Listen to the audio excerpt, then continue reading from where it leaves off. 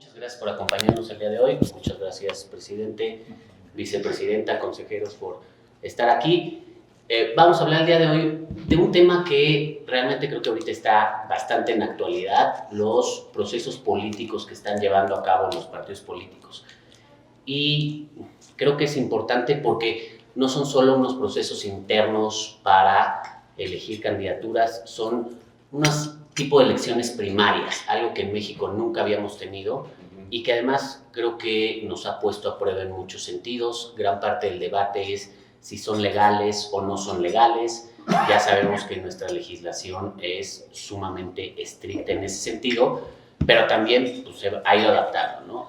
El día de hoy tenemos como ponentes invitadas a la consejera Carla Humphrey, consejera electoral del INE, que en un momento se incorpora, y al exconsejero Marco Baños, también estuvo como consejero en el INE, tiene una gran experiencia, actualmente es uno de los integrantes del comité organizador del Frente Amplio por México, que están organizando este proceso, seguramente nos contará bastante de su experiencia, pero creo que es importante porque a mí sí me parece lo que hemos visto, lo que se ha discutido desde el punto de vista jurídico, desde el punto de vista del análisis, es, bueno, ya tenemos estos procesos, Morena empezó hace prácticamente 2 meses con su proceso, el Frente hace poco más de un mes.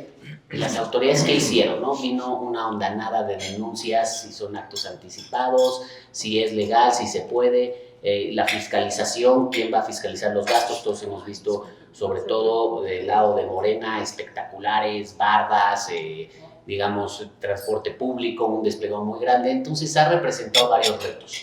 Yo siempre he dicho que una de las particularidades del derecho electoral es que se sabe adaptar y sabe ir caso por caso resolviendo las circunstancias. En este sentido se han dictado un montón de medidas cautelares, pero adicionalmente el INE ha emitido lineamientos. Por el otro lado, creo que en el caso del Frente es un proceso un poco diferente, porque es un proceso que sí tiene su propia regulación.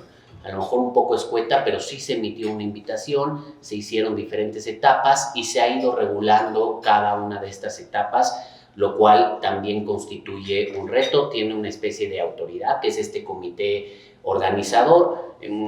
Entonces, todo esto me parece que amerita una discusión, un análisis sobre qué es lo que está pasando y sobre todo qué es lo que vendrá después, ¿no? Si llegaron este tipo de procesos para quedarse. Agradezco mucho a los ponentes, agradezco muchísimo al presidente, a la vicepresidenta y a los consejeros por estar aquí. Y bueno, le doy la palabra a nuestro presidente Víctor Olea.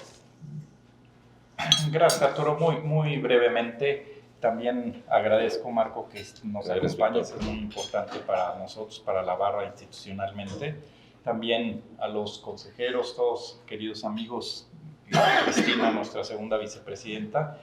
Y solo hacer un par de avisos parroquiales que tienen más nada que ver contigo, tienen que ver contigo, Arturo, porque número uno, es importante que propongan en tu comisión a un candidato o candidata al Premio Nacional de Jurisprudencia. Tenemos solo este mes para hacerlo, te lo cargo mucho. Y además tenemos la reunión de coordinadores y presidentes de capítulos el día 28 para la elección de los que van a formar parte de la comisión de elecciones, que también es un ejercicio importante.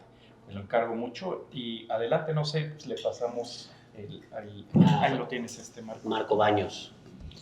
No sé si esté prendido. Sí. Sí. ¿Qué tiempo tengo, Arturo? 20 minutos, 25 minutos. Ok. Bueno, primero que nada, muchísimas gracias por la generosidad de la invitación.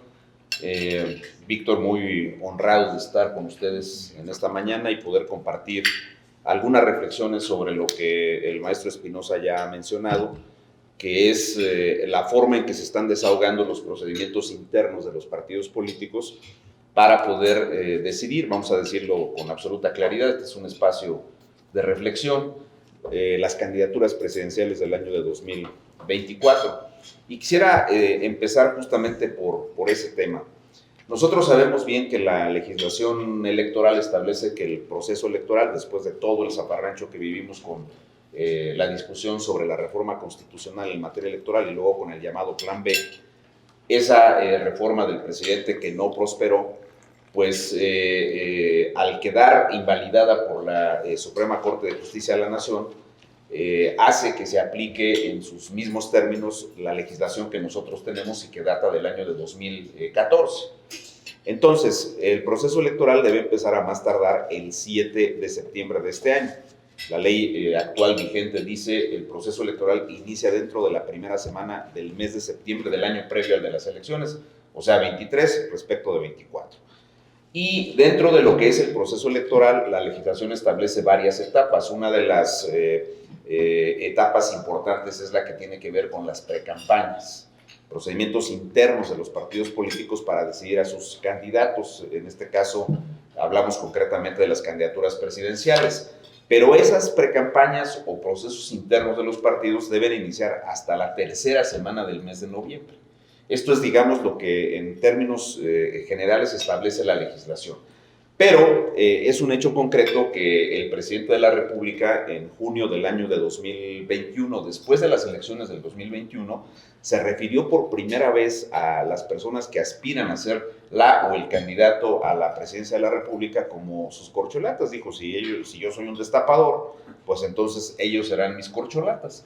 La primera ocasión que la utilizó fue justo después de las elecciones del 2021. Y esto significa que a partir de ese momento, las personas que aspiran por el lado del partido de Morena iniciaron un trabajo de posicionamiento a nivel nacional. Y ese posicionamiento se vio en sus participaciones primero en el tema de la consulta popular. Ustedes recordarán aquella famosa pregunta que discutió la Corte y que tenía que ver con el hecho de si los expresidentes de la República eran o no susceptibles de ser sometidos a un juicio por presuntos ilícitos cometidos en el pasado. Una pregunta muy rebuscada que aprobó la Corte al final de cuentas y que llevó al tema de la consulta popular. Pero las personas de Morena pues empezaron con una campaña de exhibición pública importante para posicionarse. Si ustedes recuerdan un poco las encuestas de esa ocasión, pues no había los porcentajes de conocimiento público que tienen ahora estas figuras en esos años. Y por consecuencia, pues ellos empezaron en ese esquema de posicionamiento a nivel nacional. Después después de la consulta vino el tema de la revocación de mandato, que nosotros hicimos en México, al final de cuentas, un ejercicio absolutamente sui generis, que nada tiene que ver, en mi opinión, con una revocación del mandato. Lo convirtieron en un esquema de ratificación del mandato de López Obrador, pero lo convirtieron al mismo tiempo en un ejercicio censal para ver cómo estaba la popularidad del presidente y la aceptación por los programas de la Cuarta Transformación. Eso creo que no hay forma de demostrar lo contrario, porque toda la campaña que incluso cuando se emitió la ley federal de la revocación del mandato, las discusiones eran para saber si era posible o no preguntar si se ratificaba o se removía el presidente, cuando la revocación como figura de participación ciudadana tiene que ver básicamente con la remoción de una figura presidencial que no ha cumplido con las expectativas que levantó. Entonces ellos continuaron con ese punto. Luego vinieron las elecciones del 2022, que fueron las renovaciones de gubernaturas en 6 entidades federativas. Ellos continuaron con su trabajo de posicionamiento. Y luego ya concretamente las elecciones de Coahuila y del Estado de México, donde ellos continuaron con una serie de apariciones en público. Y finalmente el partido de Morena decidió convocar a un procedimiento interno, emitió una convocatoria y decidió que iban a elegir a su famoso representante o coordinador de los comités de la defensa de la Cuarta Transformación. Es una figura similar con matices en la denominación que han usado para las candidaturas a las gubernaturas. Esa parte es así. En el caso concreto de Delfina, pues la nombraron también coordinadora de los comités de la defensa de la Cuarta Transformación en el caso del Estado de México, pero al final de cuentas terminó el procedimiento interno, eligen a Delfina, y Delfina se regresó un ratito al Senado. No nos olvidemos de ese punto. Nada que ver con la defensa de los comités, no coordinó, en mi opinión, absolutamente nada, sino se fue directamente al Senado, estuvo ahí en algunas actividades, y luego de manera posterior, pues ya fue investida como la candidata al gobierno del Estado de México, donde al final de cuentas obtuvo el triunfo en las elecciones.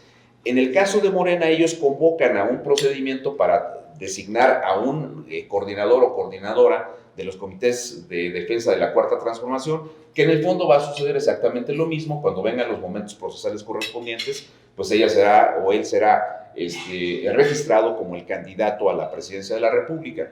En ese marco, las definiciones de la oposición se veían muy complejas y, de hecho, la opinión pública decía, bueno, pues, ¿qué está pasando con los partidos de la oposición? No hay ninguna actividad visible, ni hay una definición de un método para definir a su candidata o candidato en los mismos términos. Entonces, la coalición Va por México se vio, en mi opinión, un poco presionada por una situación que organizaron ciertas representaciones ciudadanas, organizaciones de la sociedad civil, que bajo la modalidad del Frente Cívico Nacional y de esta organización de Unidos, impulsaron la posibilidad de que se estableciera un método común entre las organizaciones ciudadanas y los partidos políticos de la oposición para definir un método que pudiera definir justamente esa candidatura.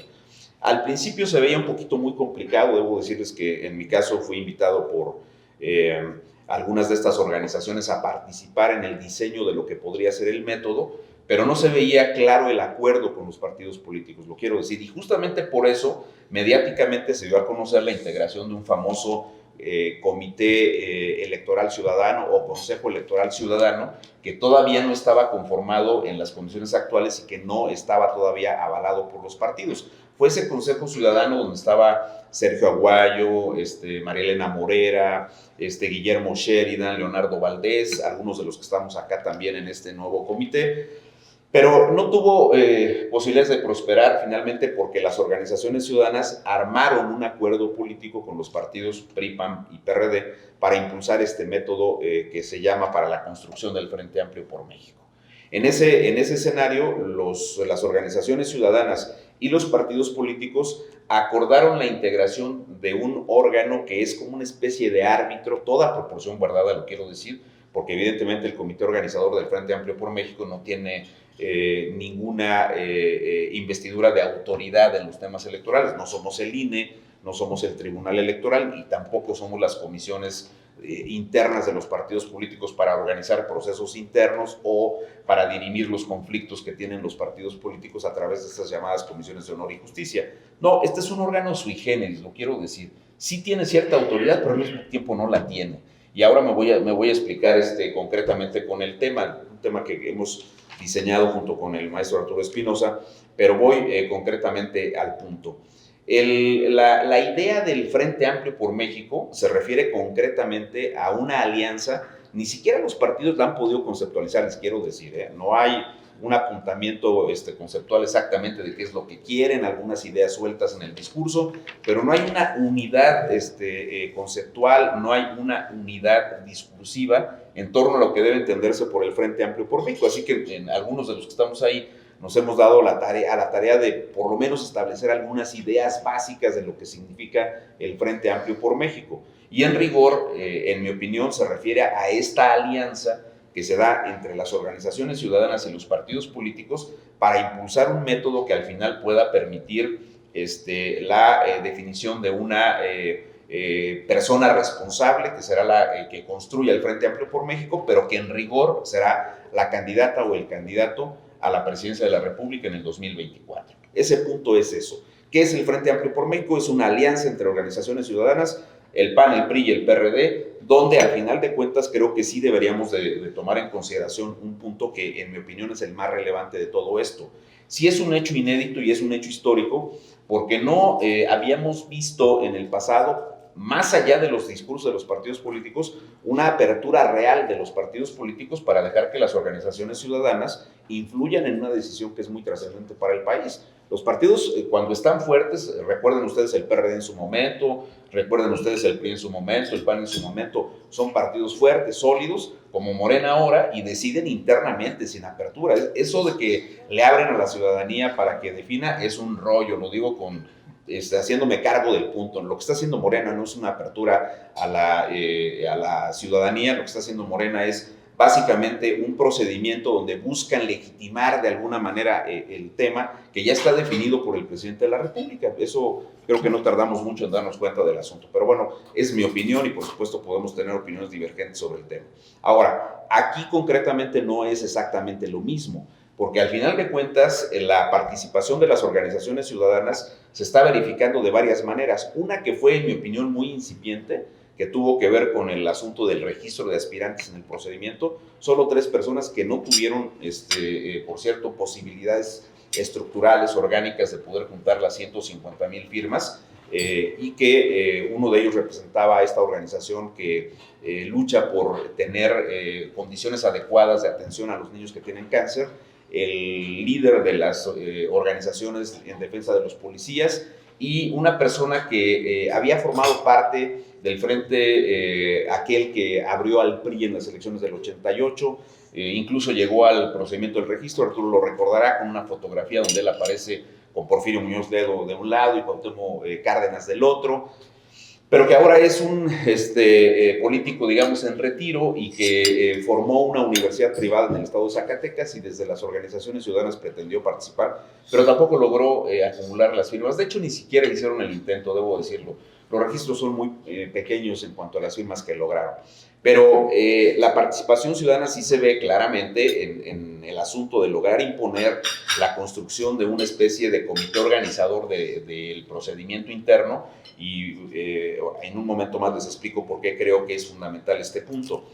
No hay dentro del comité organizador una mayoría partidaria, sino ciudadana. Somos 13 en total, de los cuales 7 somos ajenos a los partidos políticos, todos con trayectoria en el ámbito electoral. De los 7, 6 fuimos consejeros electorales del IFE o del INE o de ambos, y uno de ellos fue director del registro, el caso de Juan Manuel Herrero. Hay 2 representantes del PRI, 2 del PAN y 2 del PRD, pero pues enviaron caballería pesada. El PRI tiene a Rolando Zapata y tiene a Rubén Moreira, los 2 fueron gobernadores, uno de Yucatán, otro de Coahuila. Moreira es el líder de los diputados en la Cámara por el PRI, y Rolando Zapata es el secretario de una cosa muy grande que es Agenda y relaciones y alianzas con organizaciones de la sociedad civil. En el caso del PAN enviaron a Armando Tejeda, diputado, que también es una de las personas más relevantes en la Cámara de Diputados, pero todo el mundo dice que es el brazo derecho de Marco Cortés. Y mandaron también a Raimundo Bolaños, quien es el director jurídico del CEN del Partido de Acción Nacional, mientras que el PRD puso a Luis Cházaro, que coordina la fracción parlamentaria de diputados por el PRD, y hoy día se ha destapado como posible candidato a la jefatura de gobierno de la Ciudad de México por el PRD. Y mandaron también a Claudia Castelo, es una de las secretarias del Comité Ejecutivo Nacional del PRD. Es decir, mandaron caballería importante. Y una vez que este comité se instaló, pues se decidió avanzar con las reglas del juego.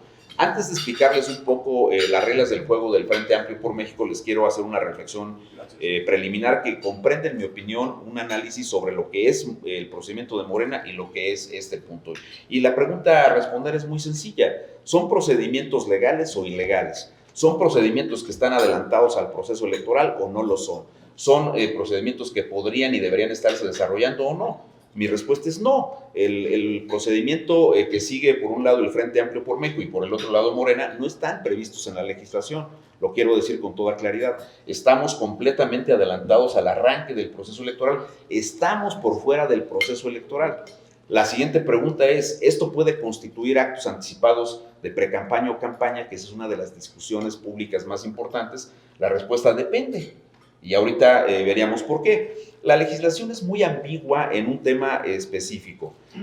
Es ambigua porque no dice claramente a partir de qué momento se podría contabilizar un acto anticipado de campaña.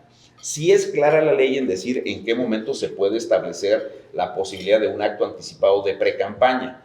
Curiosamente dice, los actos anticipados de precampaña se pueden configurar desde el inicio del proceso electoral, léase 7 de septiembre, lo que les había comentado, y hasta antes del arranque de las precampañas, es decir, la fecha que se establezca dentro de la tercera semana del mes de noviembre. Cualquier cosa que hagas como promoción, como intento de establecer un liderazgo político, que la gente voltee y diga, pues este puede ser el precandidato, etcétera, Eso puede constituir, si la autoridad así lo determina, vía denuncia y desahogo de un procedimiento específico, puede constituir un acto anticipado de precampaña, pero siempre y cuando, dice la ley, hayas iniciado el proceso electoral. En cambio, cuando la ley se refiere a los actos anticipados de campaña, dice que son todos los que se hagan antes del desahogo de las campañas. Eso será hasta abril del año que sigue. Pero nunca nos dice si es dentro del propio marco del proceso electoral o es fuera del proceso electoral. Cuando esta norma entró en vigor, pues se dijo, a ver, pues entonces cualquier cosa que se haga antes del arranque de las campañas, estés o no en proceso electoral, debería de ser un acto anticipado de campaña. Pero el tribunal lo ha venido acotando con criterios. Ustedes conocen bien, espero que ninguno haya sido juez, pero ustedes saben muy bien que los jueces pueden emitir criterios que te los mueven de un día para otro. Pero el tribunal ha dicho simplemente que habría que considerar dentro de la posibilidad de establecer actos anticipados de campaña la proximidad del proceso electoral. Pues quién sabe qué será eso, se los digo con toda honestidad. Porque un día dicen una cosa, ¿no? ¿Mande? Es muy ambiguo. Es muy ambiguo, o sea, ¿qué es la proximidad del proceso electoral? El día previo al arranque del proceso, la semana, el mes, los 2 o los 3 meses previos, medio año antes, un año antes. Son temas que tienen que ver con criterios de interpretación que el tribunal va construyendo. Y luego dice el tribunal una cosa todavía mucho más compleja, porque dice, tienes que actualizar 3 elementos. Uno temporal, otro objetivo y uno subjetivo. Y cuando hablas del subjetivo ya valió, porque entonces el subjetivo tiene que ver con el mensaje que emitiste, a quién se lo dirigiste, qué fue lo que dijiste, qué efecto tuvo. Entonces se vuelve en materia de criterios de interpretación un poquito complejo determinar qué es un acto anticipado de campaña. Entonces, por eso digo, depende de qué. Sin embargo, para estos procedimientos que está siguiendo tanto el Frente Amplio por México como el caso específico de Morena, tanto el INE como el Tribunal Electoral del Poder Judicial de la Federación, por la vía de sentencias o resoluciones, sentencias del tribunal, resoluciones del INE, han establecido un marco de legalidad. Hicieron una reinterpretación de la ley y entonces dijeron que tanto el procedimiento de Morena como el procedimiento que sigue el Frente Amplio por México son procesos políticos internos. Y los medios de comunicación durante un par de semanas estuvieron estableciendo alguna mofa de las interpretaciones que hizo concretamente el INE. Ahorita que venga Carla que nos cuente un poco eso, pero dijo el INE en una medida cautelar, son actos intrapartidarios, hasta ahí sin problema, autoorganizativos. Y luego ya después, entre las sentencias y el propio INE, dijeron, pues se trata de procesos políticos inéditos.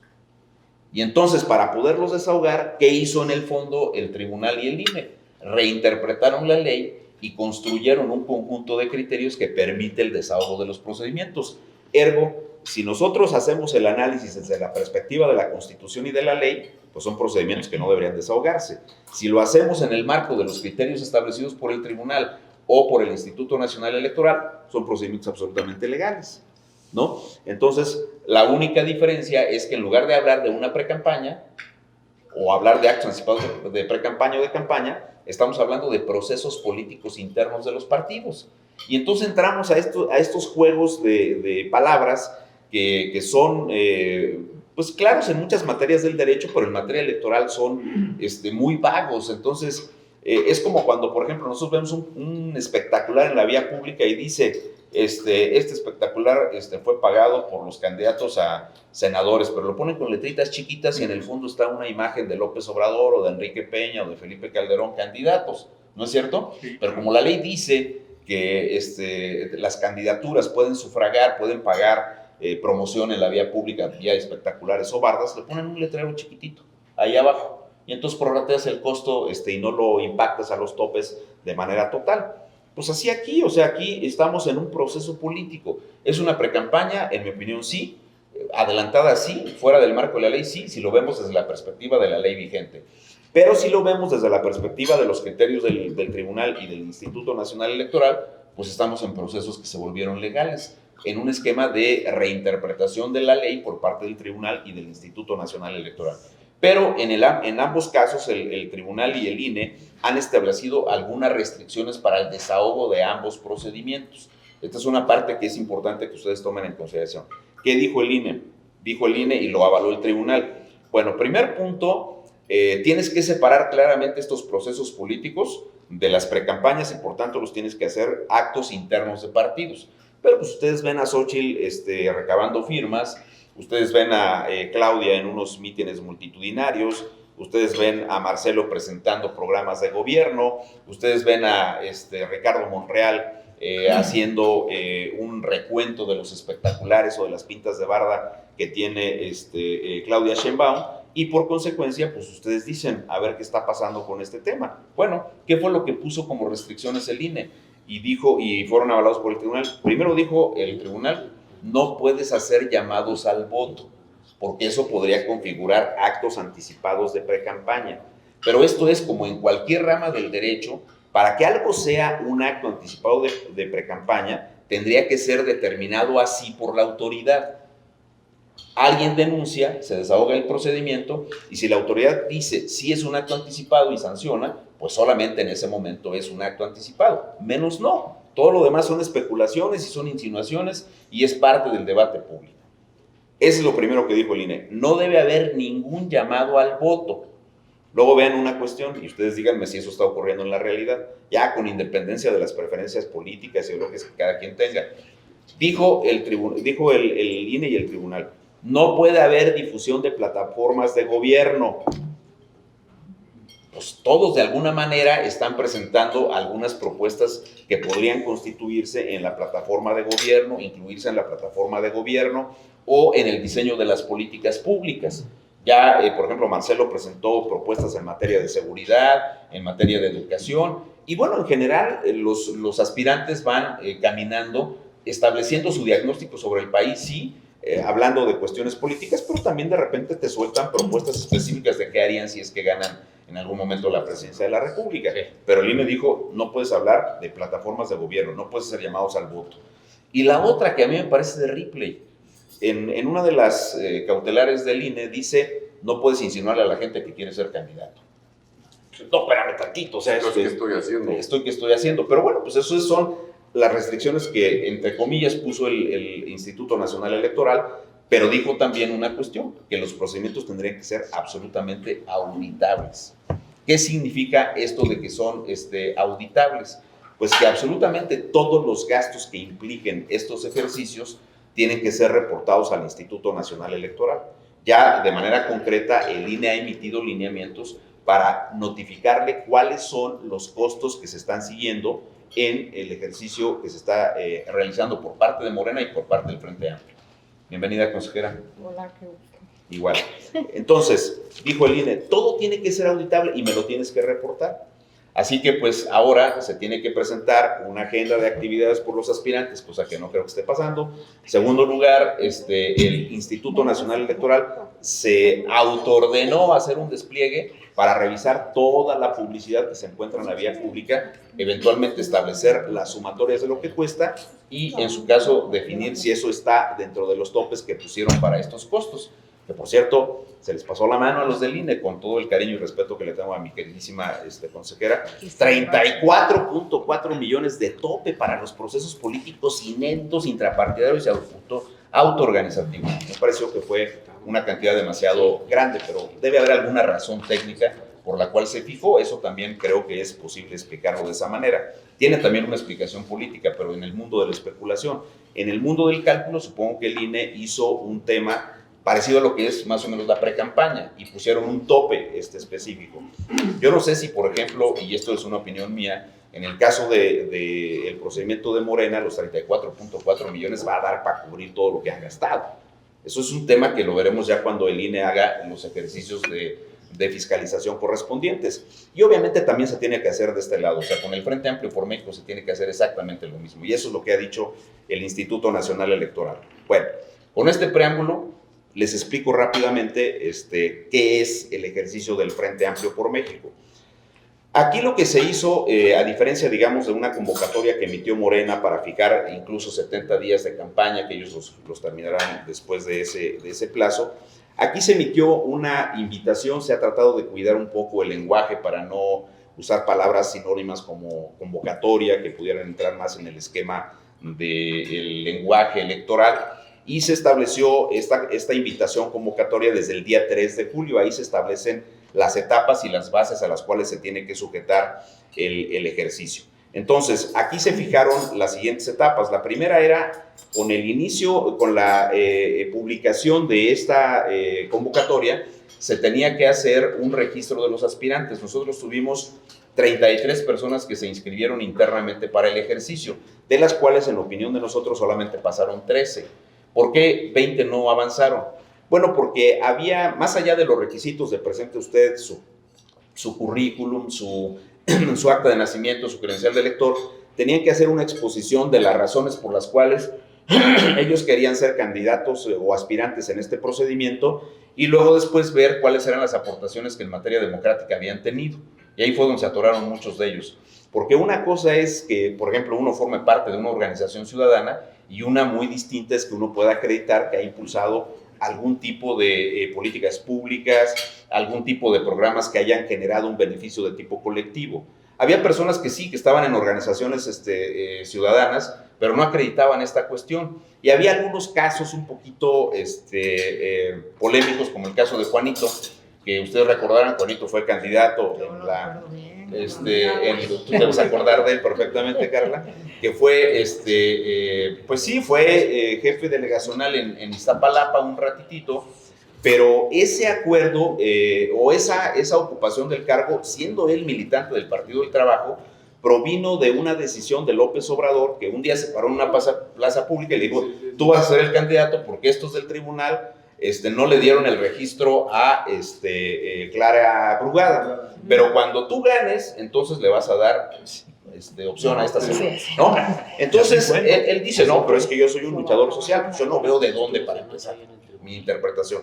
Segundo lugar, se prestó a un arreglo originario que fue lo que le permitió ser el jefe de esa delegación durante un ratito. Esa parte la valoramos como temas de fama pública y no avanzó mayormente. Luego hubo un joven que llegó también, dijo que él era un joven que ya no quería saber nada del país, que era un país que tenía estos y aquellos problemas, dio su diagnóstico, y luego dijo: yo no quiero ser el aspirante y no quiero ningún cargo político. Yo quiero apoyar, y dio el nombre de una persona ahí. Él quería apoyar a Xóchitl concretamente, y dijo: yo quiero apoyar las aspiraciones de ella, pero para eso ella tiene que hacer A, B, C y D. Pronunció un discurso ahí. Él mismo se descalificó ahí, entonces, pues evidentemente, si él dice: yo no quiero, pues vámonos, ¿no? No había mucho que hacer con ese tema. Y así se fueron haciendo estas valoraciones, quedaron 3. Una vez que se agotó la etapa del registro, vino la etapa de la recabación de las 150,000 firmas. Estas 150,000 firmas se tenían que reunir en una regla de dispersión territorial para acreditar una representatividad de carácter nacional.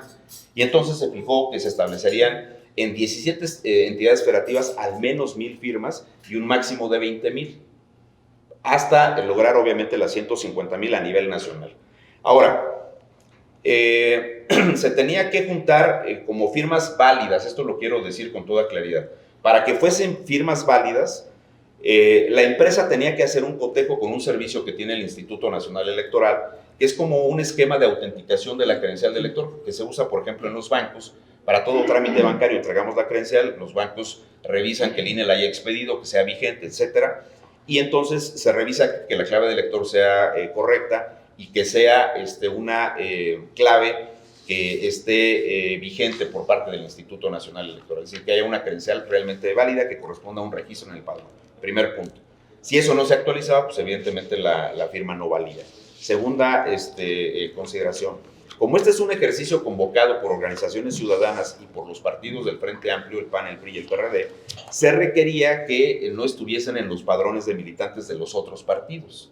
Entonces también se hizo un cruce con los padrones de militantes de los otros partidos. Ciertamente a la inversa, primero checa si están los padrones del PAN, PRI y PRD, y luego ya después, si no los encuentras ahí, los buscas en los otros. Si son parte de la organización, de organizaciones ciudadanas, pero no están en los padrones, pues no pasa nada, porque está convocado por organizaciones ciudadanas y por los partidos del Frente, PAN, PRI y PRD. Si estabas en Morena, en el Verde, en el PT o en el MC, pues te daban de baja. Y por último, pusimos un criterio que tiene que ver con el tema de verificar las fotografías, vamos a decirlo así, como prueba de vida.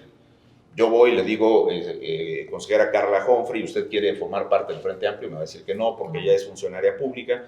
Pero si ella no fuera funcionaria pública, me dice sí. Entonces le digo, bueno, muy bien, por favor ingrese sus datos, ingresa los datos, le tomo las fotografías y esas fotografías me acreditan a mí que la persona sí estuvo presente.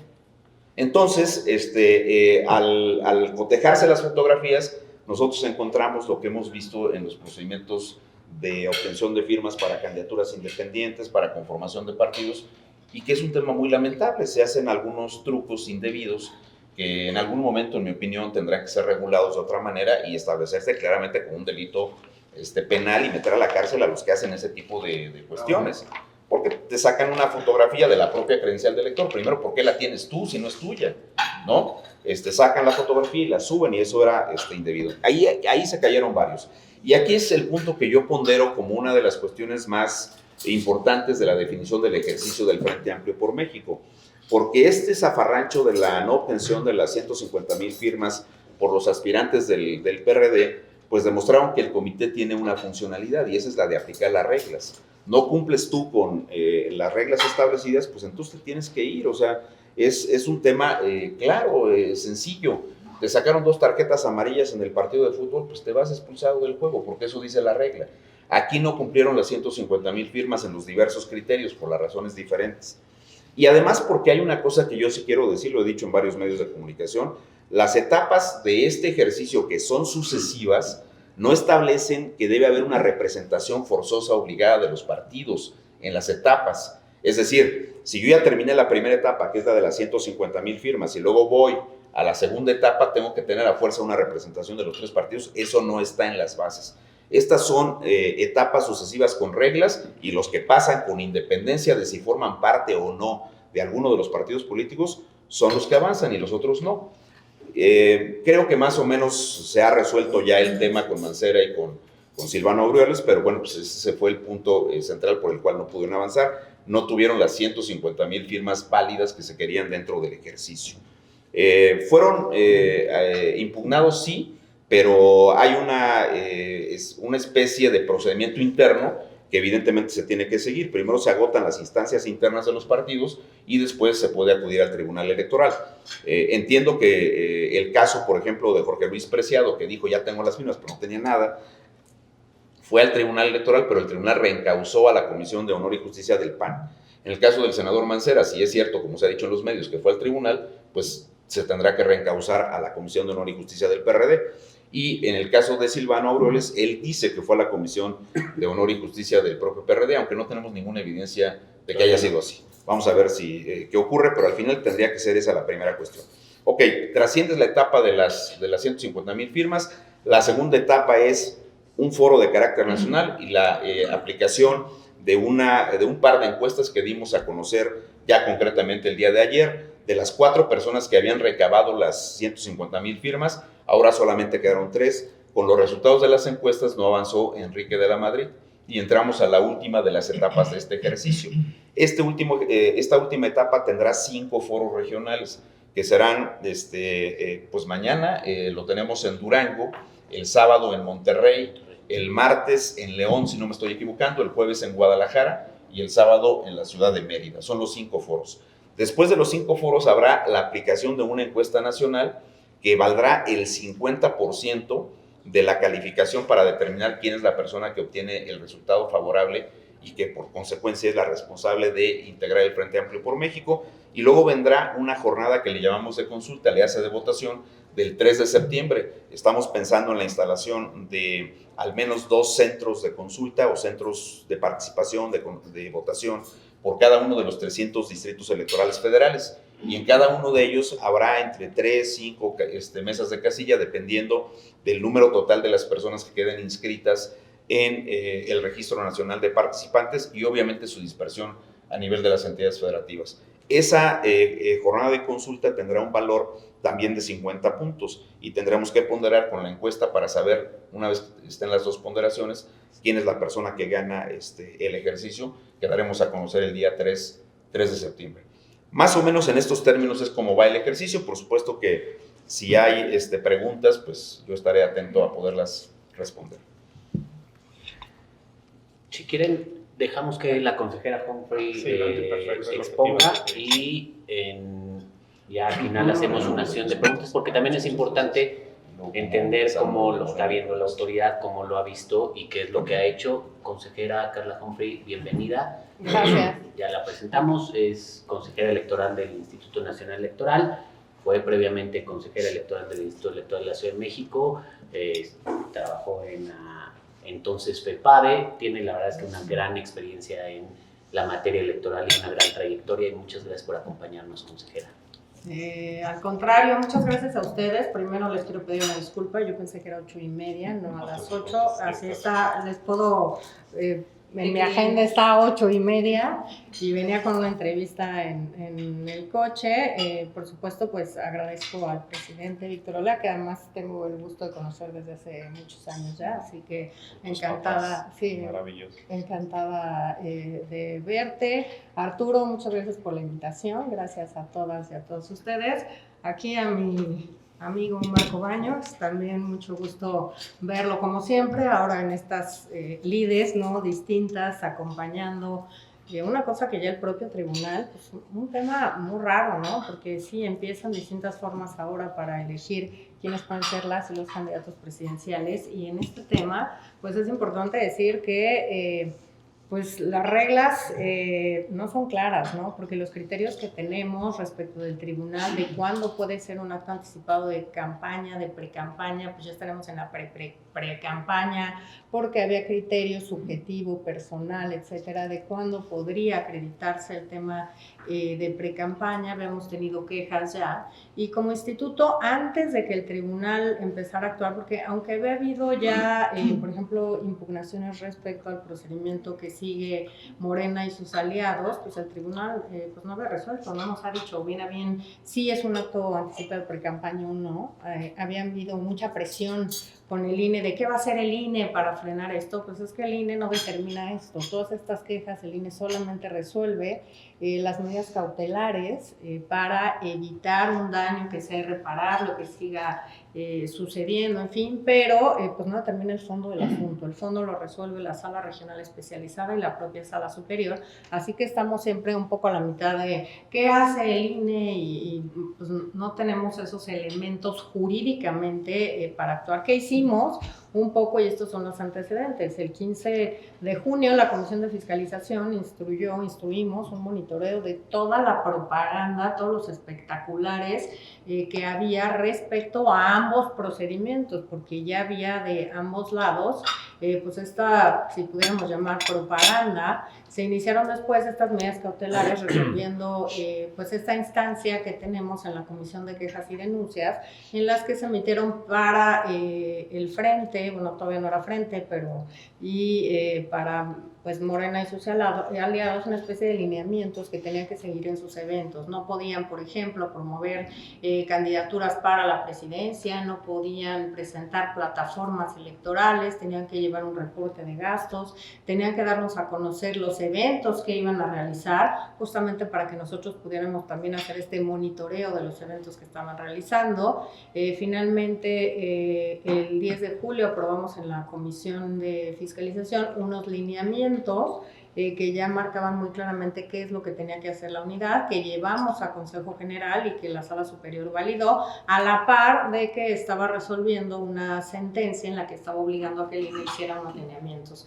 De cualquier forma dijimos no vamos a esperar a ver qué dice el tribunal, porque pues, si estamos esperando qué dice el tribunal, pues no sabemos y no tienen tiempos establecidos para resolver, por tanto pues tenemos que empezar a detonar ciertas acciones, y es por esto, por esta serie de medidas que hoy podemos tener pues digamos, estos monitoreos de propaganda, pues desde el 15 de junio, que es cuando los ordenamos, y que es prácticamente cuando empiezan a surgir, cuando menos en el caso de Morena, estos movimientos. Y después, pues ya emitimos unos lineamientos más en forma, en los que ya no solamente hablábamos de lo que íbamos a hacer en materia de fiscalización, sino un poco situar qué no se podía hacer, los montos a los que ya se refirió mi amigo Marco Baños, y pues que están tratando de regular algo que el tribunal dice que es inédito que no ha sucedido nunca, que ante esta situación pues tenemos que ver qué hacemos como autoridades electorales y que entonces determina una cosa un poco extraña y dice que son unos procesos internos, procesos políticos de los partidos políticos y que por tanto tendríamos que tener una serie de reglas porque esto pasa por un interés, así lo dice, cada vez creciente de la ciudadanía por los procesos electorales, por las elecciones y por tanto que no se puede, digamos, bloquear o detener ese interés de la ciudadanía para participar. Pues sí, esta es una muy buena lectura para dar entrada a cualquier cosa. Esto hace evidente que necesitamos otra ley electoral, no el plan B, sino una ley electoral bien pensada en la que en su caso pues se dé espacio para que sucedan este tipo de cosas, pero sobre todo para que haya reglas claras, para que estén fiscalizadas, para que sepamos tanto los actores que intervienen en estos procesos como la autoridad electoral qué se puede y qué no se puede hacer. La importancia de estos procedimientos es que pues nos mandatan primero, o el objetivo central es evitar que se vulnere la neutralidad y la imparcialidad en estos procedimientos, pero particularmente de cara a 2024. Aquí tenemos que tener en cuenta cuál es el bien jurídico tutelado. Y el bien jurídico tutelado es la equidad en las contiendas. Por eso hay fechas claras en las cuales deben iniciar los procesos de precampaña y los de campaña. En este caso, los de precampaña inician la tercera semana de noviembre. Como vemos, es un tema que está muy adelantado. Y aquí habría que estudiar, yo si fuera magistrada, no lo soy afortunadamente, soy consejera, pero yo estudiaría cuál es de verdad lo que se violentaría en caso de iniciar con tanto tiempo de anticipación la selección de una figura interna, porque así lo llama incluso la sala superior, que es para elegir una figura interna, una coordinación. En el frente también es una coordinación. Sí, ¿no? Persona responsable de la construcción. Y entonces, porque para mí el bien jurídico tutelado es que si tú empiezas antes la campaña y te sigues promoviendo, evidentemente gastas recursos, empiezas antes, te das a conocer, etcétera, pero supongamos que hay un alto a partir del 6 y del 3. Ya hay encuestas, ya no sé qué, ya tienen una persona. Ahí ya no hay ningún gasto, por tanto ya no pueden hacer precampaña, ya tienen seleccionado pues a quien se supone que será, no se llama así ahorita, pero será y empieza la campaña hasta el año que entra. Yo ahí me preguntaría, ¿cuál es la vulneración entonces en términos de equidad en la contienda si ya no hay gasto que reportar, si ya no se están promoviendo? Es decir, hay que repensar mucho estas reglas de cara a lo que está pasando ya en la actualidad y no de cara a ir parchando el código electoral después de cada proceso electoral. Pero bueno, nos obligan a hacer estas reglas que nos parecen bien porque creo que también es un reclamo ciudadano importante de qué es lo que se está haciendo, qué hace el INE, qué hace el tribunal, si los partidos, como sea, enfrente o no enfrente, etcétera, pueden hacer determinadas cosas y pues tuvimos también un debate. ¿El frente se puede constituir o no se puede constituir? El frente no debe tener fines electorales, que fue una cosa muy clara en el acuerdo del Consejo General, como en todo esto. No se puede promover a nadie con fines electorales para el 2024. Los frentes es una figura existente en materia electoral, pero generalmente tienen un tinte parlamentario, un tinte legislativo. Aquí creo que atinadamente se le da esta interpretación de que tres partidos pues quieren tener una agenda común que en este momento no tiene ese tinte electoral, quieren pactar cómo van a aportar para realizar las actividades del frente y pues las reglas y por eso las traemos aquí un poco, ¿no? El tema son muy claras porque son más o menos lo que no pueden hacer cuando estamos hablando de actos anticipados de pre-campaña o de campaña. Por ejemplo, pues no pueden promocionarse o pedir el respaldo para una candidatura o precandidatura, no pueden presentar elementos o propuestas de plataformas de campaña, por ejemplo, no pueden promoverse o promover a nadie para obtener una precandidatura o candidatura para el proceso electoral que ya comenzará en 2-3 semanas. Quienes organizan los eventos tienen que cuidar que cualquier manifestación que se haga no tenga naturaleza electoral. Se garantice además que no se cometan actos de violencia política en razón de género y no se empleará propaganda con contenido proselitista electoral. Además, es claro que deben, y esto es como una mezcla entre los lineamientos que hicieron o hicimos desde la Comisión de Quejas con los de la Comisión de Fiscalización, pues es un tema de que la propaganda tiene que tener, como pasa en los procesos internos de los partidos políticos, decir con toda claridad que se está contendiendo para el proceso interno de selección de no soy aspirante a tal cosa, pues igual, ¿no? Tienen que tener, bueno, es la siguiente lámina, tienen que tener de manera expresa y visible en medios gráficos, pues que se trata de qué partido, la calidad de la persona, le tuvimos que poner persona inscrita porque pues no es aspirante todavía, porque se trata de una figura interna, un poco raro todo, y pues la denominación a la que se dé a este proceso, que son distintas, en un caso coordinadores y otra persona que titular del Frente Amplio propio. Y entonces tiene que estar dirigida obviamente solamente a estos procesos. Hicimos este símil de que se puede hacer en pre-campaña y en campaña para tener unas reglas que pudieran adaptarse a eso, no tiene que tener naturaleza electoral. Y lo que pasa con toda la propaganda, no puede colgarse en elementos del equipamiento urbano, no obstaculizar la visibilización, no podrá pintarse o fijarse en elementos carreteros, ferroviarios, etcétera. Y pues temas como muy importantes, el tema de las encuestas, porque pues Marco no me dejará mentir, pero en este país luego resulta que la guerra de las encuestas es importante, ¿no? Entonces yo voy adelante, yo voy arriba, etcétera. Entonces, obviamente les pedimos que las personas que hagan encuestas las publiquen, nos den a conocer, nos presenten la metodología, los costos, las personas que llevan a cabo estas encuestas, los resultados, pero por otra parte, una cosa es quién las hace y cuál es la metodología, que puede ser muy válido, y otra además que se utilicen como propaganda. Yo voy adelante, aquí dice no sé quién que yo estoy ganando, etcétera.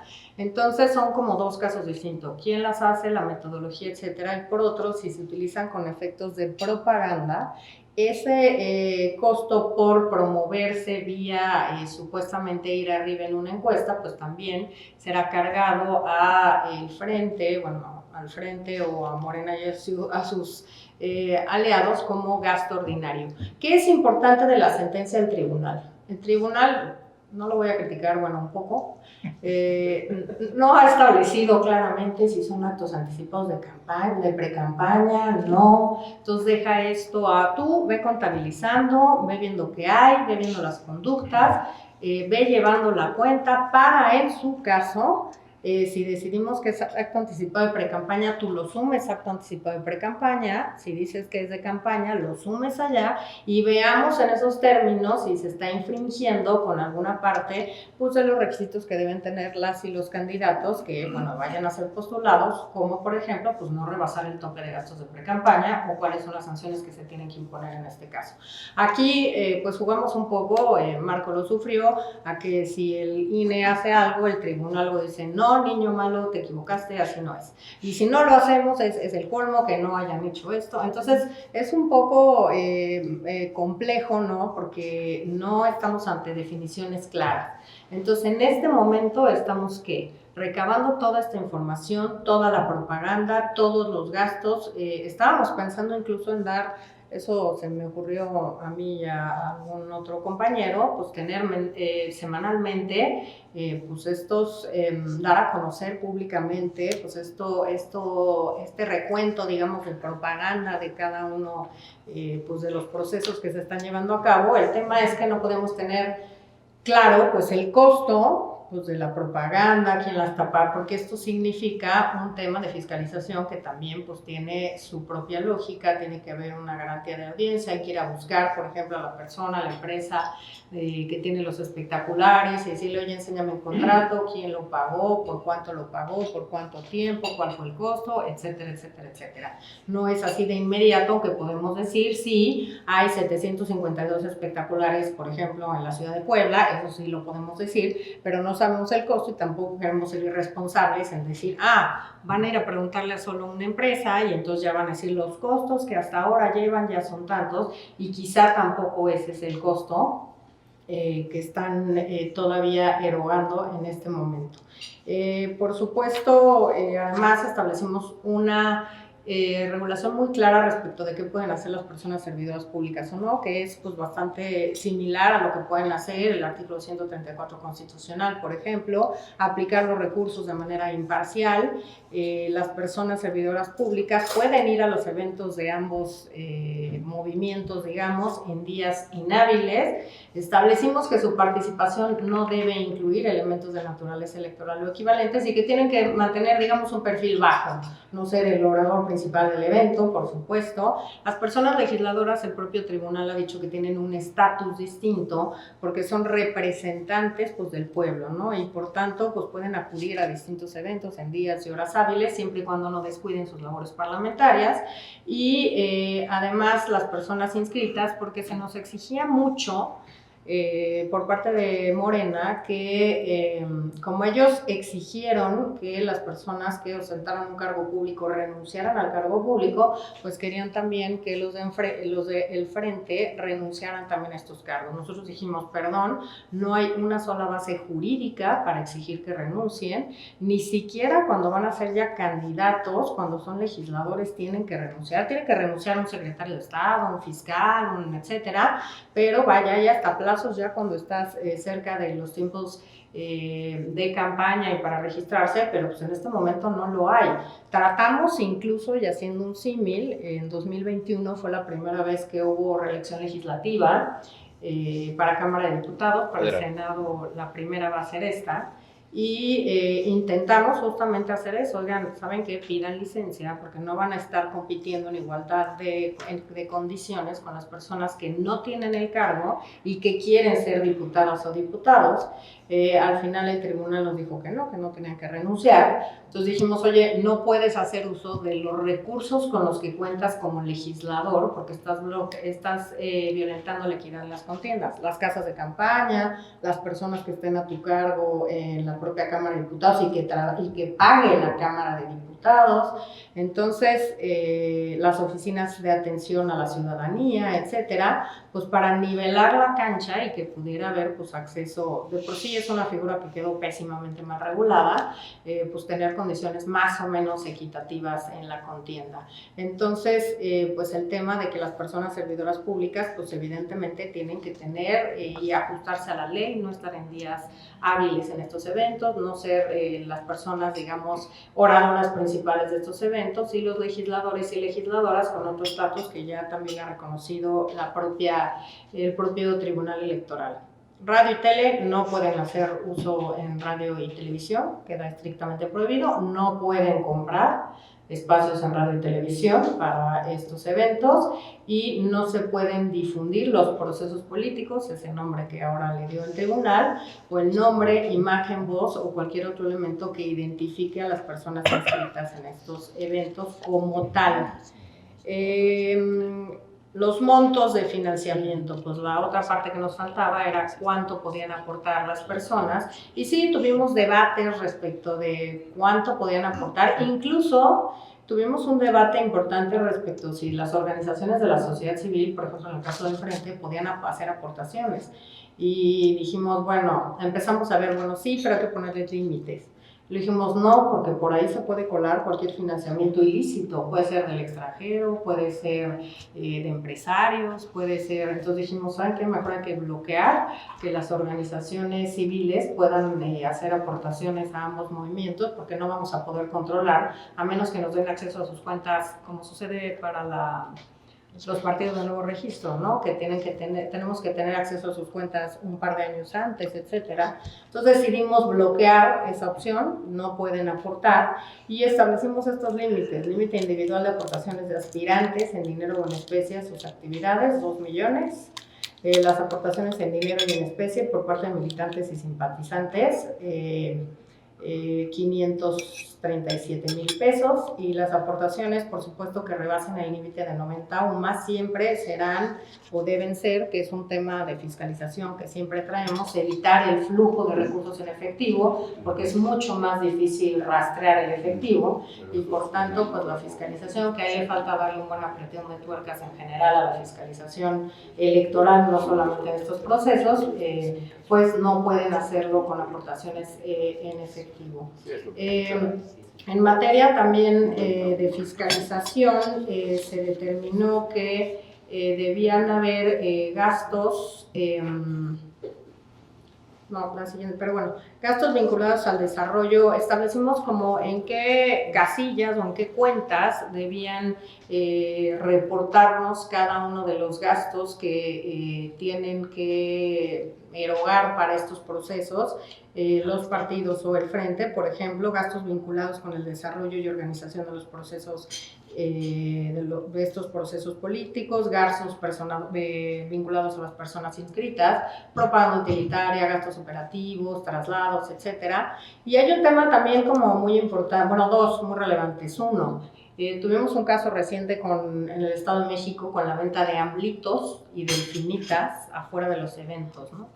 Entonces dijimos, bueno, a ver, pero ¿qué pasa? ¿Es un tema de partido? ¿Es un tema de libertad de comercio? Como cuando vamos a cualquier concierto y afuera hay tazas y playeras y de todo. Entonces dijimos, ¿qué vamos a hacer con este tema, no? Entonces hicimos un procedimiento oficioso, fuimos con los productores de estos bienes y en su mayoría, pues la mayoría dijeron, no, pues yo vi que iba a haber un evento del partido y dije, pues voy a hacer mis delfinitas, amblitas o como se llamen, y ahí los voy a vender afuera. Entonces establecemos un criterio, decir, ok, si está afuera, pues a lo mejor no podemos responsabilizar al partido político, pero si esos amblitos y esas delfinitas, o supongamos esas Xochitls o esto, lo que sea, están en los eventos que nosotros estamos monitoreando, eso sí cuenta para el tope de gastos de campaña que ya establecimos. Y es importante tres cosas. Uno, nos tienen que dar su agenda de eventos semanal. Nosotros tenemos que ir a monitorear estos eventos, tenemos que hacer diligencias de inspección, tenemos que hacer monitoreo de toda la propaganda que está en la vía pública, y además pues podemos ir directamente pues con cada uno y decirle, oye, necesito que me des este papel, no me ha quedado claro esto. Además, como acaban, y esto previmos por también las dos convocatorias, quiero decirles que nos obligaron a postergar el inicio del proceso electoral, que ya habíamos pactado que fuera el 4 de septiembre, esto es una novedad porque apenas ayer lo decidimos, al 7, para que acabe el proceso del frente y el proceso también de Morena. Ahora vamos a iniciar el 7, y pues tienen que además presentarnos informes respecto de estos dos procedimientos. Y las fechas que establecimos es justamente la presentación del informe el 2 de octubre, una vez que pues ya hayan terminado, porque ¿qué pasó cuando hicimos estos lineamientos? Dijimos, bueno, ¿qué tal que hay otro frente u otro lo que sea? Y no sabemos, ¿no? Entonces, pues tenemos que dar estos plazos y dejarlos abiertos, aunque sí, el 2 de octubre suena muy lejano, si están acabando la primera semana de septiembre, pero dijimos, como son procesos inéditos y novedosos y no sabemos qué va a pasar, pues tenemos que tener lineamientos más amplios.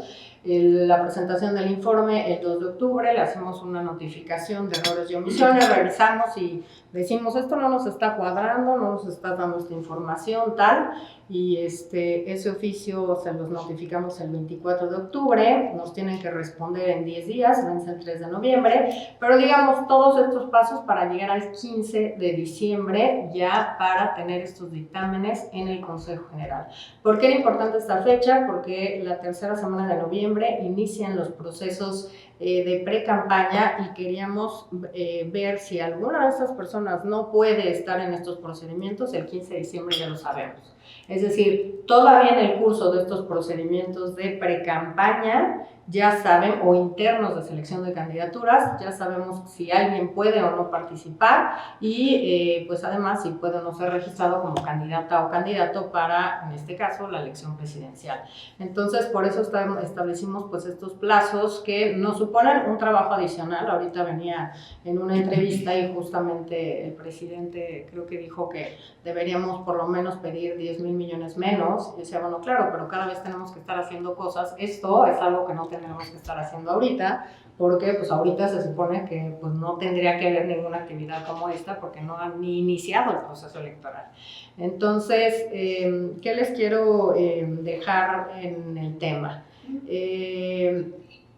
Bueno, el otro tema que siempre nos enriquece las investigaciones que hacemos, Marco no me dejará mentir, es la presentación de quejas, que es lo que se hace ahora con estas medidas cautelares, en ese caso, pero también las quejas en materia de fiscalización, que lo que hace es allegarnos de información adicional que tenemos que investigar para ver si de ahí podemos sacar una línea de investigación distinta. Pemex Gate y amigos de Fox no se detectó en los informes de gastos ni del PRI ni del PAN, se detectó por la presentación de quejas en materia de fiscalización.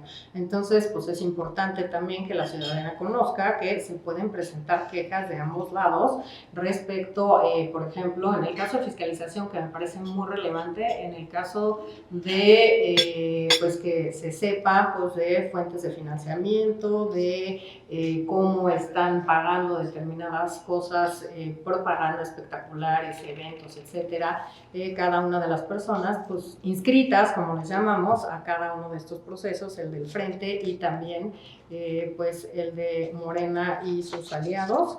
Y pues por último, pues lo importante, ¿no? Sabemos que pues, las sanciones que podemos aplicar pues, van desde la amonestación pública y la última, la cancelación del registro. Siempre se habla y hemos sido tachados fuertemente las y los 6 que votamos por retirar el registro a 2 candidatos a gobernadores, pero bueno, pues está en la ley, así lo dice claramente, el artículo 229, párrafo segundo, dice que quien no presente su informe de gastos de pre-campaña se le cancelará el registro, pero también en caso de rebasar el tope de gastos de campaña y viendo, digamos, analizando las circunstancias de modo, tiempo y lugar en que se cometieron las faltas, también podría ser una de las sanciones la cancelación del registro.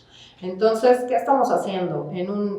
Y con esto acabo, un proceso novedoso que no existía, que no tenemos claridad respecto del tribunal porque no nos ha dicho, sí, es acto anticipado de precampaña, súmalo todo y si no, pues los deja sin participar para que en caso de que violenten los topes no puedan participar o ya están violentando la normatividad porque ya están en actos anticipados de precampaña y por tanto no es un acto legal. Estamos en una, diría por llamarlo bonito por parte del tribunal, en una expansión de derechos y así lo llama, un interés de la ciudadanía por participar de formas distintas y de formas incluso con anticipación al inicio del propio proceso electoral, pero en este sentido pues la autoridad tiene que tener reglas claras, que es lo que estamos haciendo con estos lineamientos, que no fue a mandato del tribunal, ya los habíamos hecho, digamos que le adicionamos un par de cosas, los límites de aportaciones, la fecha de presentación de informes, pero ya estaba corriendo la revisión, ya estaba corriendo lo que podían o no hacer en cada uno de los eventos, lo que iba a ser en materia de sanción, la agenda de eventos que nos tendrían que dar a conocer para nosotros ir a ver qué eventos estaban haciendo y si incurrían en alguna falta, si decían Juan Pérez para presidente, muy bien, o si Juan Pérez decía yo cuando sea presidente voy a hacer tal, pues esas cosas ya las íbamos anotando y ya íbamos dando seguimiento a esos eventos desde antes. Entonces, digamos que par y paso, pues estamos trabajando, estamos extendiendo, digamos, las facultades jurídicas que tenemos y como yo siempre digo, la fiscalización nunca acaba. Es permanente.